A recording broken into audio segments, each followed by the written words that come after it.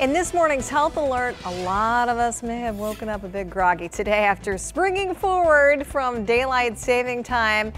And you know what? It is National Sleep Awareness Week, which makes sense after springing forward. We're asking you how long it'll take you to get used to the time change. You can weigh in right now on our website. Go to WXYZ.com/vote. You see the options there on your screen. 1 week has been winning this morning, but you still have time to vote. We're going to keep this poll open all morning long. Right now, though, we have health and wellness expert Cassie Sobelton in the studio with us, a friend of the show. We really appreciate you coming in just to kind of talk about the simple things that we can do now to get a better night's rest. First of all, it really is a big problem in America, lack of sleep. It is, yes. Yeah. Most of us are sleep deprived, and children need up to 12 hours of sleep, whereas adults, you know, that dwindles a bit, and so it could be 7 to 9, but the majority of us are not getting that. The majority are getting 5 to 6. And what are some of the health risks associated with lack of sleep? Right. Chronic diseases are troubled by lack of sleep. Really, the body does most of its repair while we're sleeping, and so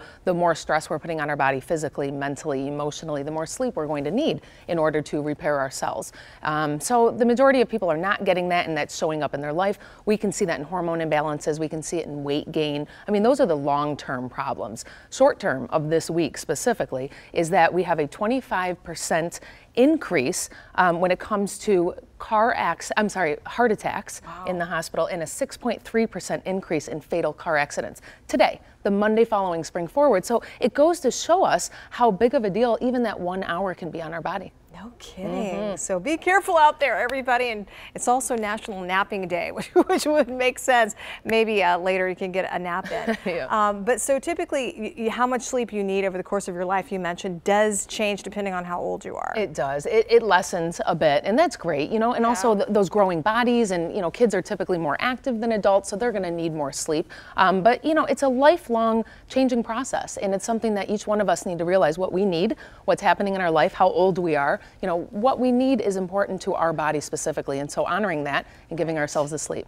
So how do we start a new pledge to make sleep a priority? What do we need to do to be successful? Right. You know, setting ourselves up to be able to get to bed at an appropriate time, be able to wind down and stop watching the blue lights, you know, at least an hour before we go to sleep. Those blue lights signal to our brain it's time to get up, get motivated, get going. So it's important to slow that down. So if you want to go to bed at 10, start that at 9. You know, maybe reading in bed, finding relaxation techniques. Everyone has a different way of being able to relax their mind and be able to wind down for the evening. Sure. I mean, the cell phones, just getting electronics out of our way. That's right. It's so very important. So yeah, here we are, the importance of sleep. You know, you were saying this repairs the body and mind, regulates hormones, relieves stress, improves memory and cognitive function, and it can help with weight loss. And of course, America, we spend, you know, so much money every single year on trying to lose weight, but sleeping could be the first step. I had, a few years ago, I had been struggling with about 7 pounds. I couldn't get off of me, and I couldn't understand it. I'll never forget it. For about a week, I decided to slumber a lot, just really go at it. I slept.